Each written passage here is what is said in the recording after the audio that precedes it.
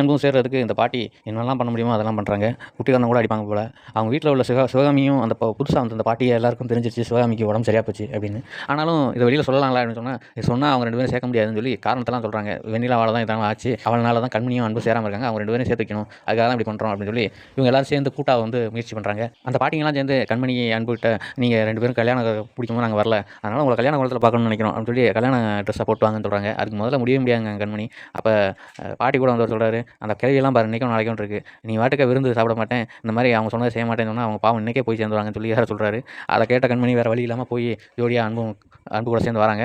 அதை பார்த்த வெண்ணிலா எல்லாரும் வந்து பயங்கர ஷாக் ஆகுறாங்க, எல்லாம் கடுப்பாகிறாங்க. ஜோடியாக வந்து அன்பு கண்மணிக்கு நகையை பரிசாக கொடுக்குறாங்க. அந்த பாட்டிங்கெல்லாம் சேர்ந்து பாசமாக பேசுகிறாங்க. ஆனால் அந்த கண்மணி எந்த பக்கமும் உருகிற மாதிரி தெரியல. அந்த அன்பு வந்து ரொம்ப சந்தோஷமாகறாரு. வெண்ணிலா வந்து ரொம்ப கடுப்பாகிறாங்க இதை பார்த்து.